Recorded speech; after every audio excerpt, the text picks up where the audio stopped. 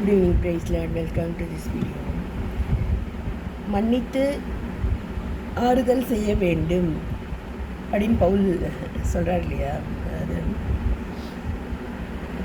அது போல் எங்களுடைய சபையிலையும் நாங்கள் வளர்ந்து வரும் காலங்களில் இந்த மாதிரி சூழ்நிலையை நாங்கள் கடந்து தான் வந்திருக்கோம்.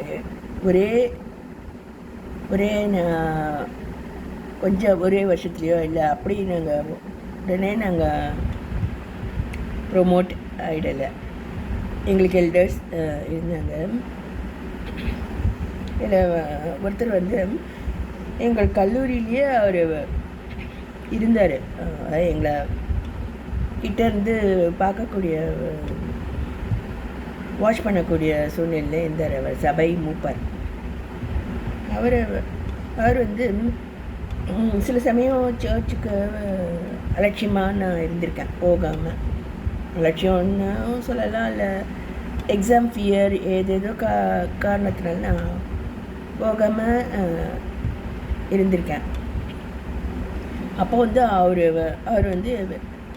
எச்சரிக்கை பண்ணியிருக்காரு. அதை மற்றவங்க எனக்கும் அவருக்கும் ஏதோ அவரை தப்பாக நினைப்பாங்க. ஏதோ அந்த மாதிரி ஜென்ரலாக அப்படி தான் நினைக்கிறாங்க. ஐஐடிக்கு ஏதோ ஒரு கோர்ஸுக்கு போனேன் அப்படின்னு சொன்னால், ஐஐடிக்கு அடிக்கடி போகிறீங்களோ அந்த மாதிரி கேட்பாங்க நம்பிட்டாளுங்க.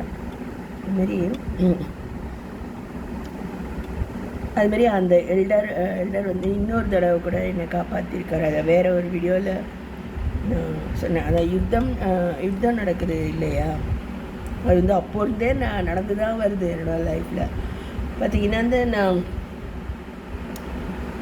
இதுமாரி சர்ச்சுக்கு போகிறது, விசுவாசியாக ஜீவிக்கிறது, அது சக மாணவர்களுக்கு கர்த்தர் எனக்கு கொடுக்கக்கூடிய ஞானம், அது அவங்களுக்கு ஏதோ எரிச்சலை தந்தது. இதுமாரி. ஆனால் அவங்க எப்படி அவங்களோட கெரியரை முடிவு பண்ணுறாங்க, ஃபாரின் போகணும் அப்படி டோஃபல் எழுதுறது, ஜிஆர்இ எழுதுறது, அப்படி தானே அவங்க நினைக்கிறாங்க. ஆனால் நான் அப்படிலாம் செய்யவே இல்லை. எப்போயுமே கேம்பஸ் இன்டர்வியூஸ்க்கு கூட நான் போகவே இல்லை. காலேஜ்லேருந்து டீச்சிங் வேக்கன்சி வந்ததுக்கும் நான் போகவே இல்லை. எல்லா டெசிஷன்ஸும் கர்த்தரை கேட்டு தான் நான் எடுப்பேன். இது அவங்களுக்கு பிடிக்காம இருக்கலாம் இல்லையா. ஸோ இதில் தான் யுத்தத்துக்கு காரணமாக இருக்குது. அது போல் அதை சில நாட்களே நாங்கள் அந்தளவுக்கு வளர்ந்துடல. கிட்டேருந்து வளர்க்கக்கூடிய ஒரு எல்டர் இருந்தார், ப்ரேயர்ஸ் லீடர் இருந்தாங்க. அந்த ஜார்கன், அந்த சபையினுடைய மொழியை நாங்கள் கற்றுக்கிறதுக்கே டிஃப்ரெண்ட்டாக இருந்தது.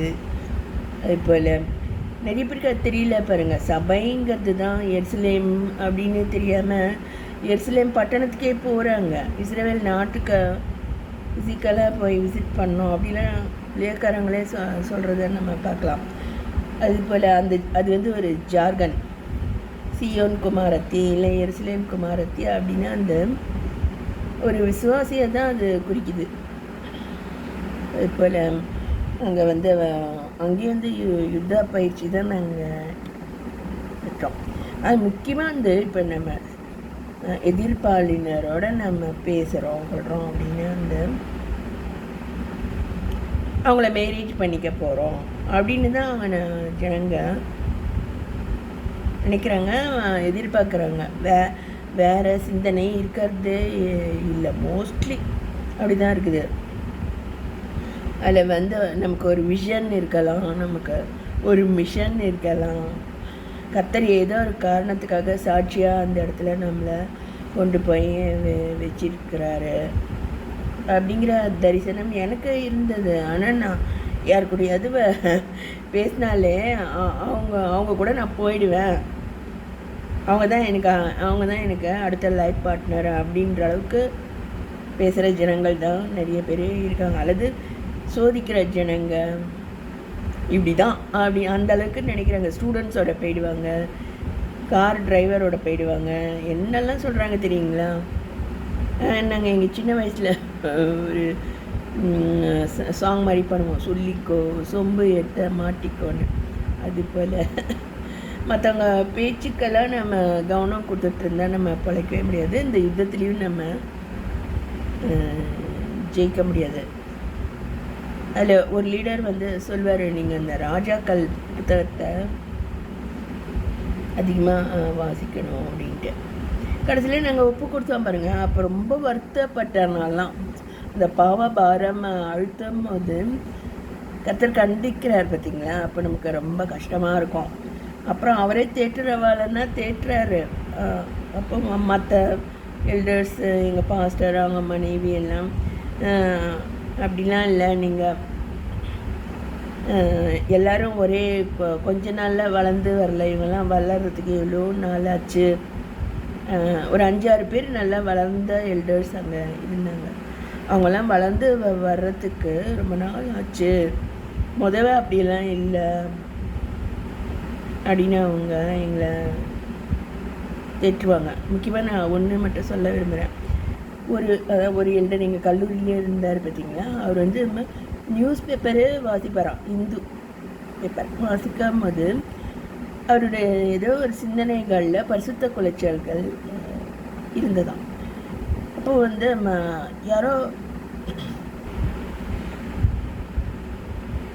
கர்த்தர் அதை உணர்த்திட்டே இருந்தார், அந்த பரிசுத்த குலைச்சல்களுக்கு நீ இடம் கொடுக்குற அப்படின்னு. ஆனால் கேட்காம அதை தொடர்ந்து செய்யவே யாரோ ஒருத்தர் வந்து கையில் வெட்டறிவாளோடு அவரை எதிர்கொண்டு வந்துட்டாங்களாம். இவர் கையில் ஹிந்து பேப்பர் இருந்ததாம். அப்போ தான் வந்து அவருக்கு அதுக்கப்புறம் கர்த்தருடைய அனுமதியோடு நான் இந்த ஹிந்தி பேப்பரை நான் படித்து வரேன், பரிசுத்த குலைச்சல்கள் இல்லாமல் நான் என்னை காத்துக்கிட்டு நான் படித்து வரேன் அப்படின்னு சொன்னார். இந்த மாதிரி அனுபவங்கள்லாம் வந்து அங்கே தான் நாங்கள் கேள்விப்பட்டோம். அது போல் நிறைய காரியங்கள் நடந்தது, ஷேர் பண்ண